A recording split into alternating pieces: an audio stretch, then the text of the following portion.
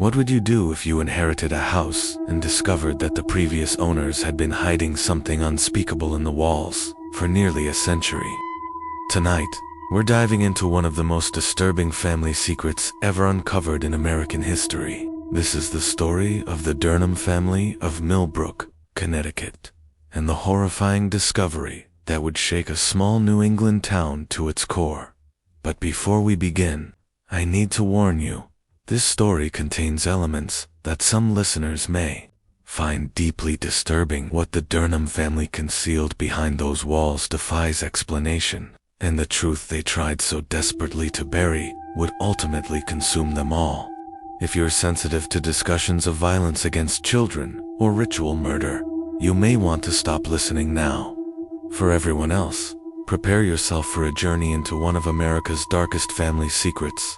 Meet Sarah Collins, a 28 freelance journalist from Boston who specialized in writing about historical mysteries and unsolved crimes.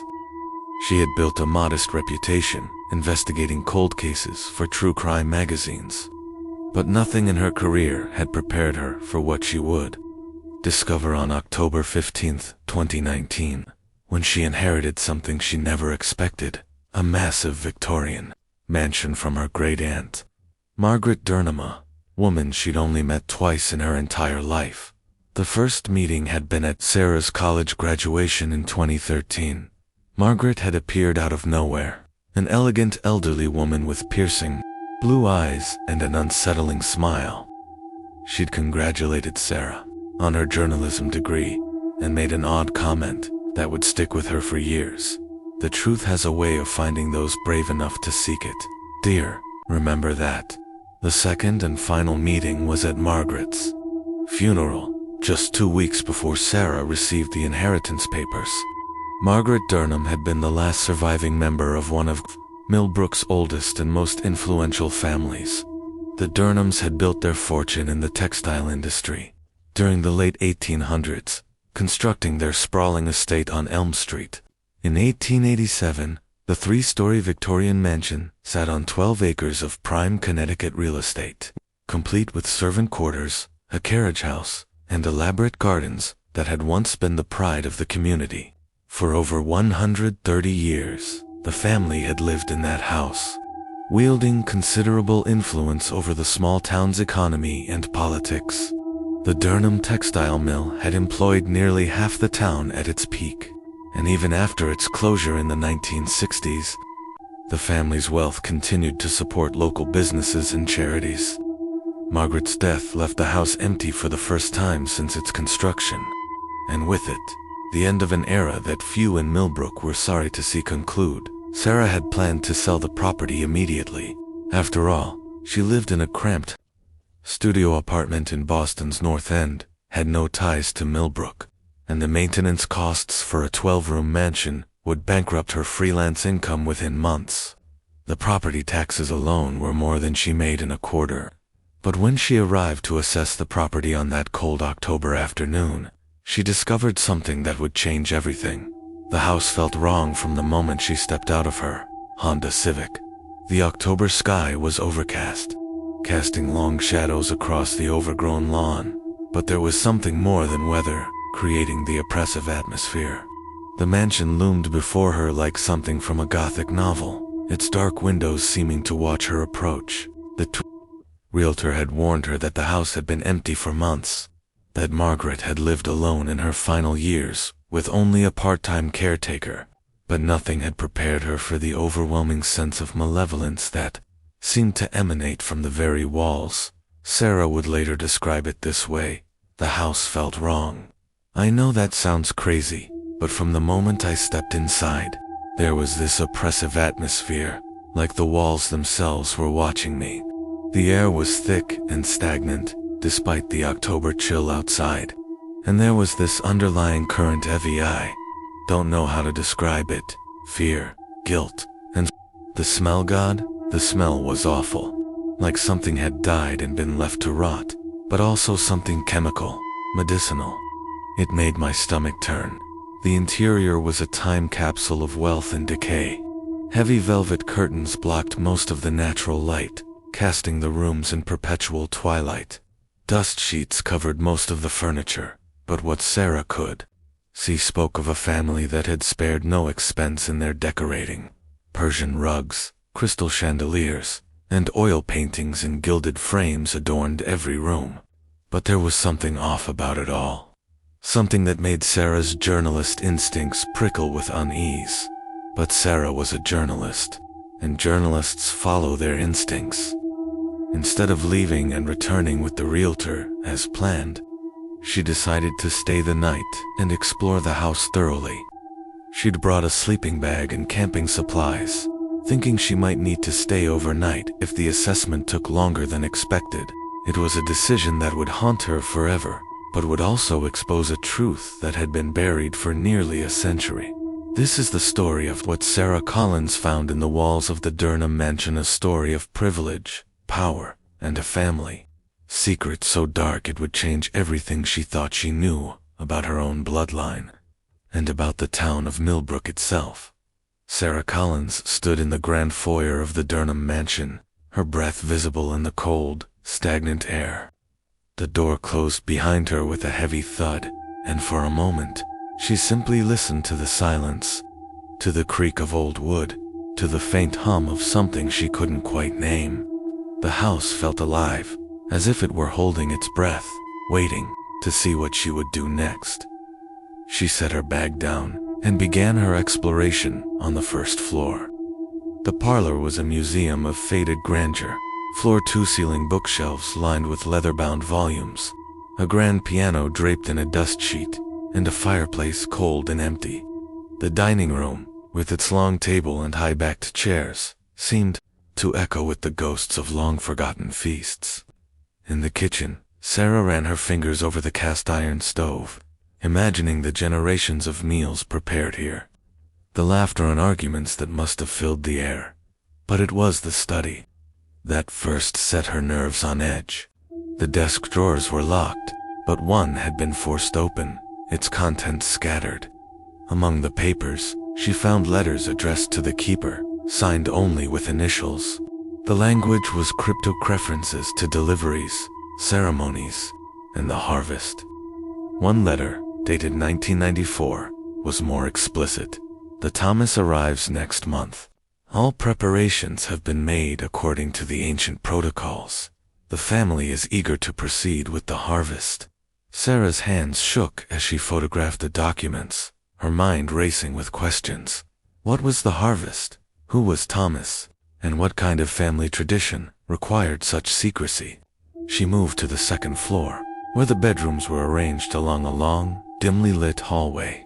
Family portraits lined the walls, spanning 5 generations. At first glance, they seemed ordinary Victorian patriarchs and matriarchs, children, in starched collars and lace dresses. But as Sarah looked closer, she noticed something chilling. In every portrait, one child had been carefully cut out, leaving only a faint outline. Always a child between 12 and 16, always missing. The faces of the remaining family members were a study in contradictions, grief, guilt, and most disturbingly a hint of satisfaction. Sarah spent hours photographing the portraits, taking notes on the names and dates. The earliest showed Jeremiah Durnham, the family patriarch, with his wife Constance and their 4 children. But the outline of a 5th child was unmistakable, cut away with surgical precision. The pattern continued through every generation, children removed, families incomplete, and that same haunted look in the eyes of those who remained. On the 3rd floor, Sarah found a child's bedroom, more recently maintained than the rest of the house. The wallpaper was a cheerful pattern of sailboats and anchors, but the atmosphere was anything but comforting. As she examined the walls, she noticed a section near the window that seemed less faded, as if it had been replaced more recently. Pressing against it, she felt it give way slightly, a hollow space behind the plaster, her heart pounding. Sarah fetched a kitchen knife and carefully cut through the wallpaper. She expected to find old newspapers or insulation. Instead, she uncovered a small alcove, 3 feet by 3 feet, 2 feet deep. Inside was a collection of items that told a story no family should ever have to tell. children's clothing from different eras, carefully folded and preserved, a stack of diaries dating back to 1926, and dozens of photographs showing children who matched the missing figures from the family portraits. The clothes were in perfect condition, knickers and suspenders from the 1920s, dungarees from the 1940s, bell-bottom jeans from the 1970s, and more modern clothing from recent decades. Each set was labeled with a date and a name, Thomas. The diaries, too, all bore the name Thomas. Written in different handwriting styles but spanning decades, Sarah sat on the floor, surrounded by the evidence of something impossible. How could someone named Thomas have been writing diaries for over 80 years? Why had the Durnham family been hiding these belongings? Every instinct screamed at her to leave, but her journalist's curiosity was stronger. She opened the oldest diary, dated 1926, and began to read. The first diary, dated March 15, 1926, began with a child's careful handwriting. Today is my 12th birthday, and the Durnhams have welcomed me into their home. They say I'm part of the family now, but Mother and Father warned me never to tell anyone where I came from. They say it's for my own protection. Mr. Durnham gave me this diary and said I should write in it every day to record my thoughts and experiences. He says it's important for the family history. Sarah read on, her heart sinking as the entries painted a picture of a year spent in luxury and isolation. Thomas wrote about lavish meals, expensive clothes, and private tutoring in subjects that seemed advanced for his age. But there were also strange rules. He was forbidden from entering the basement, told to take bitter pills every morning, and warned never to ask about the other children in the house. March 28, 1926. We're not allowed in the basement. Mr. Durnham says there are dangerous chemicals down there from his textile work, but I heard strange sounds last night like chanting or singing. Mrs. Durnham makes me special meals, different from what the other children eat. She says I need to stay strong and healthy. The pills she gives me every morning make me feel strange and drowsy. April 10th, 1926. The other children don't talk to me much. When I try to play with them, they get this scared look in their eyes and walk away. Margaret, who's about my age, told me yesterday that I shouldn't get too comfortable here. When I asked her what she meant, she just said, "You'll understand when it's time." I don't know what she's talking about, but it makes me nervous. The entries continued for months, documenting a year of privilege mixed with growing unease. Thomas wrote about feeling isolated, about strange dreams that felt more like visions, and about a sense that something terrible was being planned for him. The final entry, dated March 14th, 1927, was chilling in its simplicity. Tomorrow is my 13th birthday. Mr. Durnham says it's time for me to join the family permanently. I don't know what he means, but I'm scared. If anyone finds this diary, please tell my parents I love them. Sarah's hands trembled as she closed the diary. She opened the next one, dated 1941, and found the same story, different handwriting, different details, but the same pattern. Each Thomas arrived on his 12th birthday, lived with the Durnhams for exactly 1 year, and vanished after his 13th birthday. The diary spanned decades: 1926, 1941, 1967, 1984, 2003. Each ended with a final, ominous entry. It's time. Sarah's mind raced. How could this be possible? How could a family take in a new boy named Thomas every 17 years, treat him as their own, and then erase him from existence? And why had no one in the town ever questioned the pattern? She began a systematic search of the house, looking for more hidden compartments. What she found was a network of concealed spaces throughout the mansion, each containing similar collections, clothes, diaries, and photographs of different boys, all named Thomas, spanning nearly a century. The pattern was precise and methodical, suggesting a level of organization that spoke to generational planning. Sarah realized she was sitting on the story of a lifetime, her story, that would expose not just a family's secret, but a conspiracy that had ensnared an entire town. But as she sat in the dim light of the child's bedroom, surrounded by the relics of lost boys, she felt the house pressing in on her, as if it were trying to keep its secrets hidden for just a little longer. By the time dawn crept through the mansion's dusty windows, Sarah's mind was a storm of questions and dread. She knew she needed answers from outside the house. After a sleepless night, she drove into Milbrook, hoping to find someone willing to talk. The town, she quickly realized, was as haunted as the house itself. When she mentioned the Durnham name, faces went pale, conversations stopped, and people looked over their shoulders as if afraid of being overheard. Her first real lead came from Harold Petton, a 78-year-old man feeding pigeons in the town square. When Sarah mentioned the Durnham house, Harold's face drained of color. Everyone knew. The whole damn town knew, but nobody talked about it, he said, voice trembling. He explained that the Durnhams had always been different, wealthy, powerful, and, in his words, unnatural. The boys they took in, he revealed, came from families who owed the Durnhams money. They'd forgive the debt, but in exchange, the family had to give up their youngest son when he turned 12. Just for a year, they said, just until he turned 13. Sarah's shock deepened as Harold described how families who refused the Durnham's offer suffered mysterious accidents, house fires, or business failures. The message was clear: cooperate and survive, or resist and be destroyed.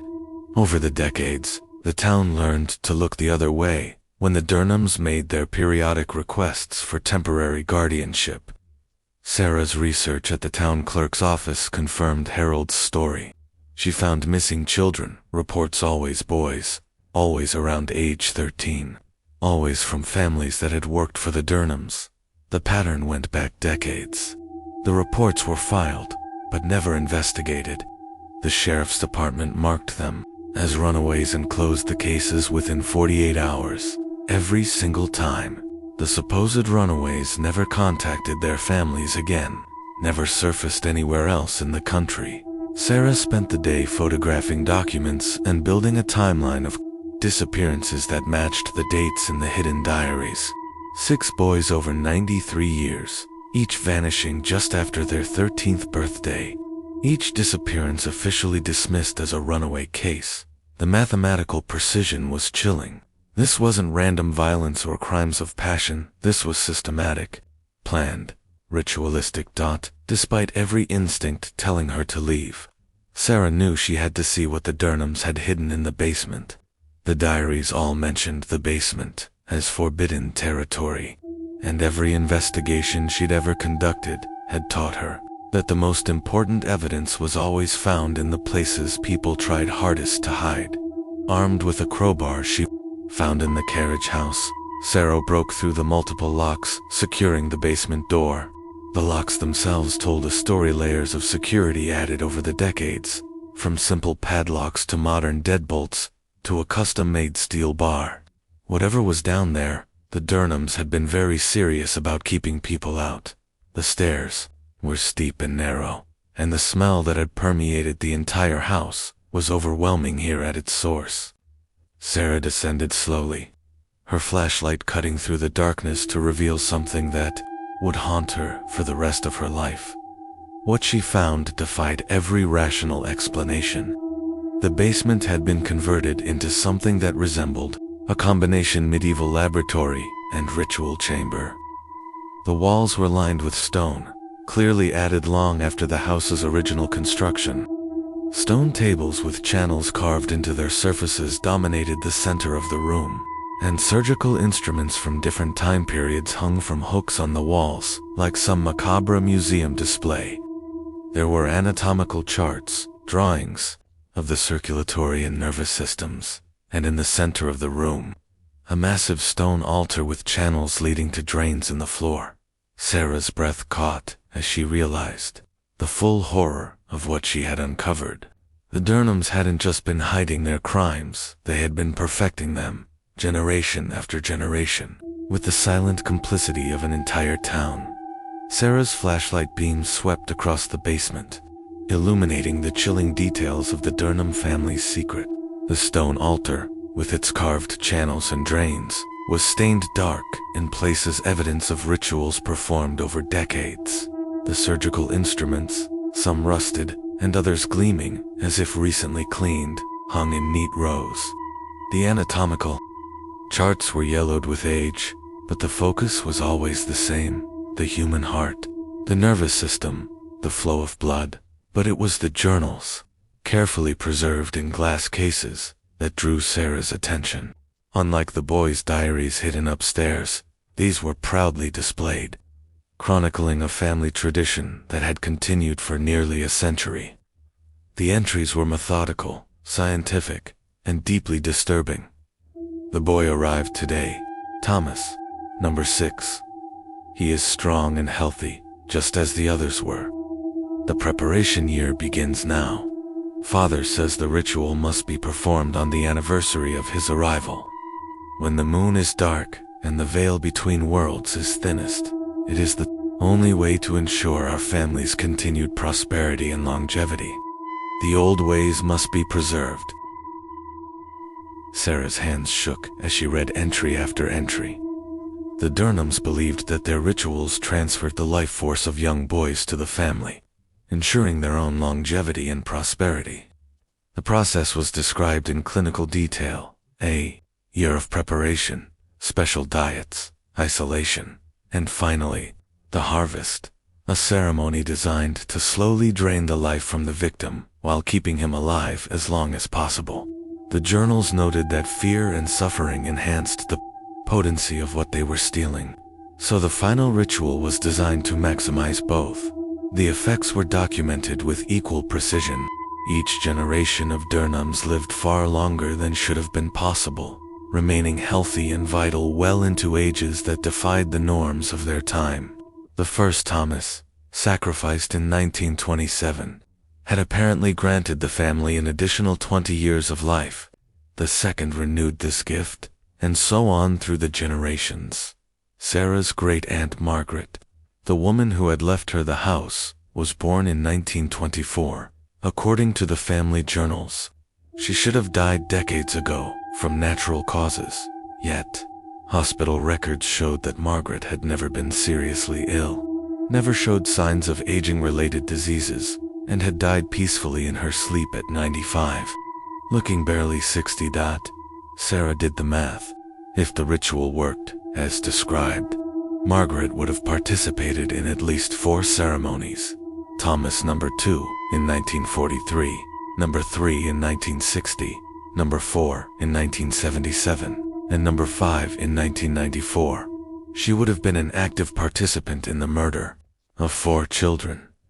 The most chilling discovery was Margaret's personal journal, found in a locked drawer of an antique secretary desk in the basement. The last entry, dated just 3 days before her death, revealed why Sarah had inherited the house. I can feel them calling to me all, the Thomas boys. Their spirits have been growing stronger as I grow weaker. They want justice, and I'm too tired to fight them anymore. The guilt has been eating at me for decades, but the family traditions were too strong to break. Perhaps it's time the truth came out. I'm leaving the house to Sarah, my brother's granddaughter. She's a journalist, a seeker of truth. If anyone can expose what we've done and give those boys the justice they deserve, it's her. Sarah sat in the cold, silent basement, surrounded by the evidence of nearly a century of horror. The Durnham family's secret was out, and she knew what she had to do next. But as she prepared to leave, she felt the weight of the house pressing in on her, as if the walls themselves were begging her to finish what Margaret had started. Sarah's investigation took on new urgency as she pieced together the final chapter of the Durnham family's ritual. The most recent victim, Thomas Williams, had disappeared in 2012.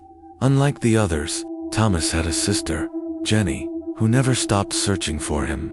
Jenny's determination would become the key to exposing the Durnham legacy. Jenny Williams had been 16 when her brother vanished. The police said he'd run away, but Jenny knew better. Tommy wouldn't do that. She told Sarah when they met in a small cafe outside Milbrook. He was scared of the dark. He wouldn't have left on his own at night, and he was excited about starting high school. He had plans. I knew the Durnhams had something to do with it, but nobody would listen. They were too powerful. Over the past decade, Jenny had compiled her own evidence, interviews with other families whose sons had disappeared, documentation of the town's pattern of cover-ups, and even an attempt to search the Durnham property and effort that ended with her arrest for trespassing.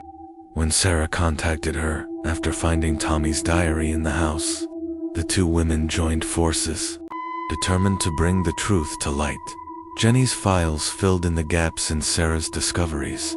Together, they built an irrefutable case against the Durnham family and their conspirators. Sarah's discovery confirmed everything I'd suspected, Jenny said. The Durnhams weren't just taking these boys, they were murdering them in ritualistic ceremonies, and the whole town was complicit. From the sheriff's department to the mayor's office to the local newspaper that never reported on the disappearances. Armed with decades of evidence, photographs of the basement chamber, preserved diaries, and Jenny's testimony, Sarah and Jenny decided to perform one final search of the basement, using ground-penetrating radar equipment borrowed from a friend in construction. They scanned the basement floor and found what they were looking for, behind a false wall constructed in the 1940s. They discovered 6 sets of remains, each carefully preserved and labeled, with dates corresponding to the disappearances. The remains were arranged like trophies in display cases. Each skeleton showed evidence of trauma, consistent with the ritual procedures described in the journals. The discovery was more horrifying than either woman had imagined. The remains weren't simply buried or hidden. They had been carefully preserved using chemicals and arranged in positions that suggested they were meant to be viewed and revered rather than forgotten.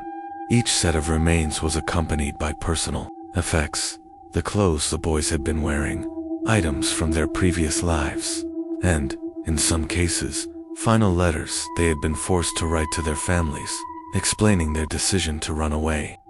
The letters were clearly written under duress, the handwriting growing increasingly shaky and desperate as the boys realized what was happening to them. Sarah immediately contacted the FBI, bypassing local law enforcement entirely, given the evidence of their complicity in the cover-up. Federal agents arrived within hours and began what would become the largest criminal investigation in Connecticut's history. The evidence was overwhelming. The Durnham family had been operating a ritualistic murder cult for nearly a century, with the full knowledge and cooperation of significant portions of the local community. 17 people were arrested in connection with the murders and conspiracy, ranging from current and former law enforcement officers to business leaders who had helped facilitate the cover-up. The trials that followed revealed the full scope of the horror and the mechanisms by which an entire community had been corrupted by fear, greed, and willful blindness. For Jenny, the discovery brought a complicated form of closure. For 40 years, I blamed myself.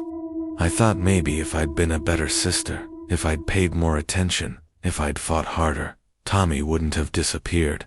Finding out he was murdered was horrible, but knowing it wasn't my fault, that there was nothing I could have done to prevent, it gave me some peace. It doesn't bring him back, but it lets me stop hating myself. Sarah and Jenny's relentless pursuit of the truth ensured that the boys, the Durnhams, tried to erase from history, would never be forgotten again. The FBI's investigation into the Durnham family sent shockwaves through Milbrook and far beyond. As federal agents combed through the mansion, the town's secrets began to unravel. The evidence was overwhelming: preserved remains, ritual journals, and decades of official The story dominated national headlines, and Milbrook became a symbol of how evil can flourish behind facades of respectability and tradition. 17 people were arrested, including current and former law enforcement officers, business leaders, and town officials. The trials that followed were a spectacle. exposing the mechanisms by which an entire community had been corrupted by fear, greed, and mutual silence. Testimonies revealed that the Durnhams had convinced themselves and the town that their rituals were necessary for prosperity. "We were told it was for the greater good," one former official admitted. "The sacrifice of these boys kept the whole town employed and prosperous. The Durnhams convinced us that their rituals were preventing greater disasters." Defense attorneys tried to argue that the family had been operating under generations of mental illness, but the evidence showed careful planning and deliberate choices made by rational people who valued their own comfort over the lives of children. The Durnhams had created a perfect system of mutual assured destruction. Each family that participated was bound by guilt and fear. Knowing that exposing the truth would implicate them as accessories to murder, Sarah watched the trials unfold with a mixture of satisfaction and horror. The town's complicity was laid bare. The sheriff's department had been taking payments from the Durnhams for decades to ensure missing person cases were never properly investigated. The mayor's office had been complicit in zoning decisions that kept other development away from the Durnham property. Even the local newspaper had been paid to suppress stories about the disappearances. The mansion itself became a crime scene, processed inch by federal investigators. After the trials, Sarah donated the house to the families of the victims, who decided to have it demolished. The basement chamber was filled with concrete, and the entire structure was raised to ensure that no trace of the horror remained. In its place, they built a memorial garden with 6 headstones bearing the names of the murdered boys. "I couldn't keep the house," Sarah later said. "Even after everything was removed, after the FBI had processed every inch of it, I could still feel their presence. Those boys deserved better than to have their memory tied to that place of horror. They deserved a peaceful resting place where people could come to remember them as the children they were, not as victims of an evil family's delusions." The town of Milbrook underwent a complete transformation in the aftermath of the investigation. New leadership was elected after the mayor and several city council members were arrested. A victims fund was established using money seized from Durnham family assets, providing financial support for the families and funding for a comprehensive mental health program for the community.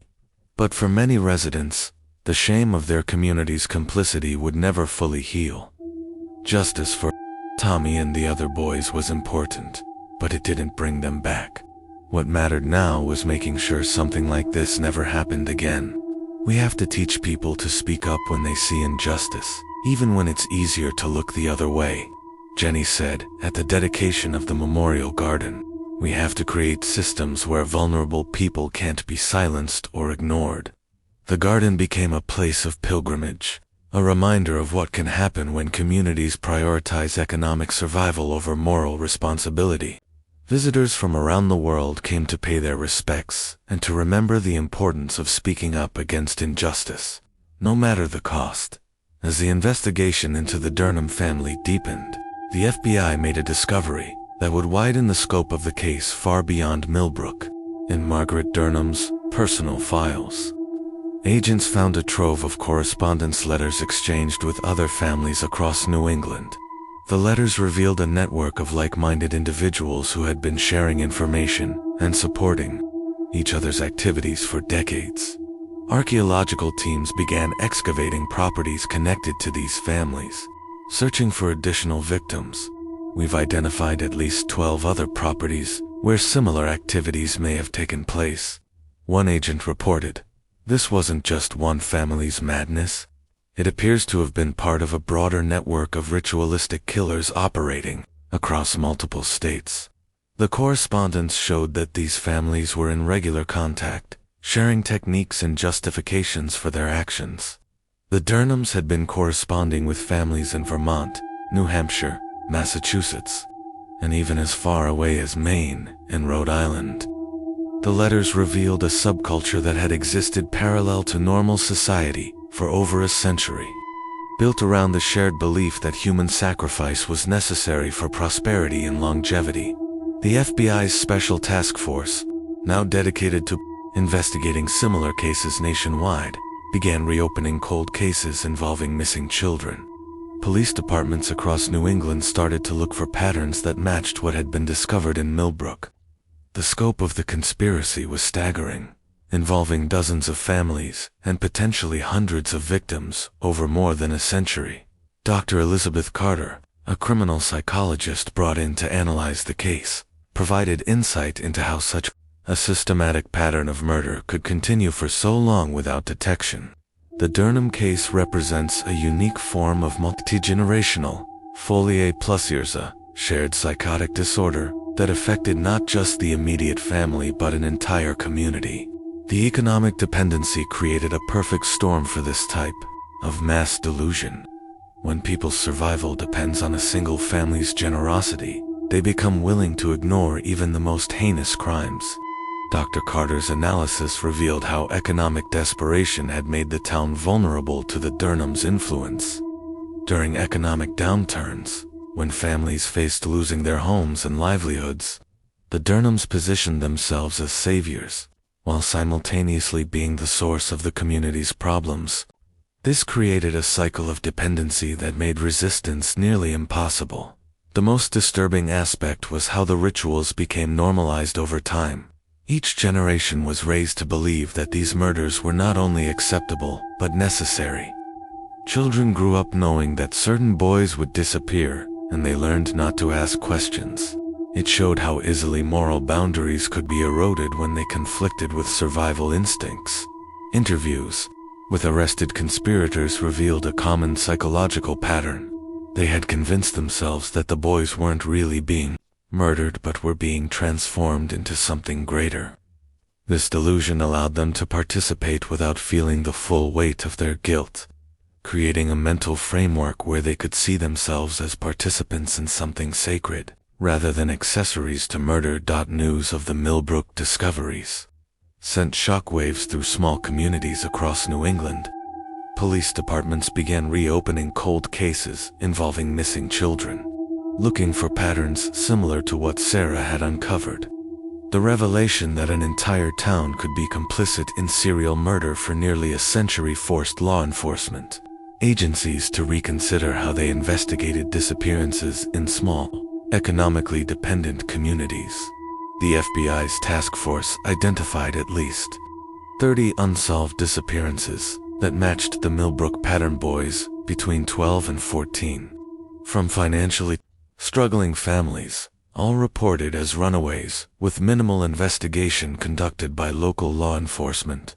Each case was now being treated as a potential homicide, with federal resources brought in to ensure that local politics couldn't interfere with the Victorian investigations. The Durnham case had become a catalyst for change, exposing not just a family's evil, but a network of darkness that had thrived in the shadows for generations. The revelations from Milbrook and the network of ritualistic families sent shockwaves through the nation. News outlets ran exposes, and social media erupted with outrage and disbelief. The idea that entire communities could be complicit in such horror for nearly a century forced Americans to confront uncomfortable truths about power, tradition, and the dangers of unchecked authority.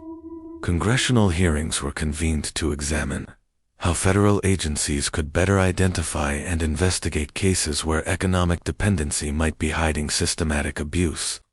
The hearings revealed that while the FBI had protocols for organized crime and terrorism, there were no specific procedures for dealing with community-wide conspiracies involving ritual murder. The Milbrook case became a case study in how economic pressure could compromise even the most well-intentioned officials. Law enforcement agencies across the country received new training on identifying signs of community-wide conspiracies and cult-like behavior. New protocols were established for investigating missing children in economically distressed communities, with mandatory federal oversight when local investigations were closed quickly or when patterns suggested systematic bait. The FBI's Special Task Force expanded its reach, focusing on identifying communities where economic dependency might be hiding systematic abuse for the families of the victims.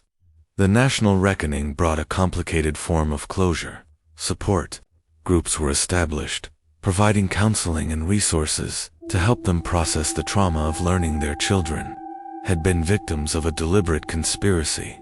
The groups also served as advocacy organizations, working to ensure that the investigation continued and that similar cases in other communities would be thoroughly investigated. Meeting the other families was both heartbreaking and healing, Jenny Williams said in an interview. We all carried the same guilt, the same questions, the same anger at a system that had failed our children. Finally having answers, even terrible ones, was better than living with uncertainty, and working together to make sure this never happens again gives us a way to honor our children's memory. The Durnham case also sparked a national conversation about how economic inequality can create conditions for widespread corruption and abuse. Millions expressed shock that an entire community could be complicit in serial murder, but it also prompted serious discussions about the vulnerability of economically dependent communities and the need for better oversight of powerful families and institutions. The Memorial Garden in Milbrook became a place of pilgrimage, a symbol of both tragedy and hope. Visitors from around the world came to pay their respects and to remember the importance of speaking up against injustice, no matter the cost. The garden was maintained by volunteers from the community people who wanted to honor the victims and ensure that their story was never forgotten. Sarah, reflecting on the journey that had begun with a simple inheritance, often visited the garden. People ask me if I regret inheriting that house, if I wish I had never learned the truth, she said. But those boys deserve to have their story told. They deserve justice, even if it came too late. And their families deserve to know what really happened, to stop blaming themselves for something that was completely beyond their control. The story of the Durnham family and the boys they tried to erase from history became a warning, a reminder that evil can flourish in the most unexpected places, hidden behind facades of respectability and tradition. But it also showed that truth, no matter how deeply buried, will eventually find a way to surface. As the dust settled in Milbrook and the national conversation shifted to new headlines, the legacy of the Durnham family's crimes continued to ripple outward. The Memorial Garden, with its 6 headstones bearing the names of the murdered boys, became a place of quiet reflection and community healing. Every year, on the anniversary of the investigation's conclusion, families gathered to remember the victims, share stories, and renew their commitment to vigilance. For Jenny Williams and the other families, the garden was both a comfort and a reminder of what had been lost. I come here every year on his birthday, Jenny said, standing by her brother Tommy's headstone. I tell him about my life, about the justice we finally got for him and the others, about the changes that have been made because of his story. I think he would be proud that his death wasn't meaningless, that it helped prevent this from happening to other kids. It doesn't make up for losing him, but it gives his death some meaning. The support groups formed in the wake of the investigation grew into advocacy organizations, working to ensure that the lessons of Milbrook were not forgotten. They lobbied for stronger protections for vulnerable children, better oversight of powerful families and institutions, and more resources for communities facing economic hardship. Their efforts led to new laws and policies designed to prevent similar tragedies, including mandatory federal review of missing child cases in economically distressed areas and increased funding for mental health services. The Durnham case also became a subject of study for criminologists, psychologists, and historians. Dr. Elizabeth Carter's analysis of the case was widely cited in academic journals, and her lectures on the dangers of multi-generational delusion and economic dependency drew large audiences. The most disturbing aspect is how the rituals became normalized over time, she explained. Each generation was raised to believe that these murders were not only acceptable, but necessary. It shows how easily moral boundaries can be eroded, when they conflict with survival instincts. The story of the Durnham family was adapted into documentaries, podcasts, and even a best-selling true crime book. The details of the case, ritual chambers, coded letters, the systematic erasure of children captivated and horrified the public. But for those closest to the tragedy, the most important outcome was the sense of closure and the hope that their advocacy would save other children from a similar fate. Sarah Collins, whose inheritance had set the investigation in motion, became a sought-after speaker on investigative journalism and the ethics of uncovering dark family secrets. She often spoke about the responsibility of telling such stories with care and respect for the victims. The hardest part is knowing that this could happen again. Anywhere there's extreme economic inequality and desperation, she said, people become vulnerable to this kind of manipulation. We have to stay vigilant, speak up when we see injustice, and create systems that protect the vulnerable instead of exploiting them. The names of the lost boys, Thomas Harper, Thomas Kellerman, Thomas Rodriguez, Thomas Johnson, Thomas Chen, and Thomas Williams were carved in stone, but their legacy lived on in the changes their story brought about and the lives it may save. In the future, as the years passed, the garden in Milbrook remained a place of remembrance and warning. The story of the Durnham family became a cautionary tale, a reminder that evil can hide in plain sight, and that the courage to seek the truth can bring justice, even after nearly a century of silence. The Memorial Garden in Milbrook, once the site of the Durnham mansion, became a living testament to the power of truth and the cost of silence. Visitors from across the country came to pay their respects, leaving flowers, letters, and tokens at the 6 headstones. School groups toured the site, learning about the dangers of unchecked power and the importance of speaking up for the vulnerable. Survivors and advocates gathered each year to share their stories, ensuring that the lessons of Milbrook would not be forgotten. For Sarah Collins, the journey had changed her forever. She continued her work as a journalist, but her focus shifted to stories of systemic abuse, community complicity, and the hidden costs of economic desperation. She spoke at conferences and universities, urging others to look beyond the surface, to question the stories that powerful families and institutions tell, and to remember that evil often wears a mask of respectability. The Durnham case became a catalyst for reform. New federal protocols required that missing child cases in economically distressed communities receive automatic review by outside agencies. Law enforcement officers received training on the warning signs of community-wide conspiracies and cult-like behavior. The FBI's Special Task Force continued to investigate similar cases, uncovering new networks and bringing long-buried crimes to light. But for the families of the victims, the most important legacy was the sense of peace that came from knowing the truth. It doesn't bring them back, Jenny Williams said, but it lets us stop blaming ourselves. It gives their deaths meaning, and it helps us make sure this never happens again. The story of the Durnham family serves as a chilling reminder that evil can flourish in the most unexpected places, hidden behind facades of tradition and respectability. But it also shows that truth, no matter how deeply buried, will eventually find a way to surface. The courage of one journalist who refused to ignore what she had discovered, combined with the determination of a sister who never stopped looking for answers, brought justice to 6 murdered children and exposed a conspiracy that had hidden in plain sight for nearly a century. The walls that concealed the Durnham secrets for 93 years have finally fallen, and the boys they tried to erase from history will never be forgotten again.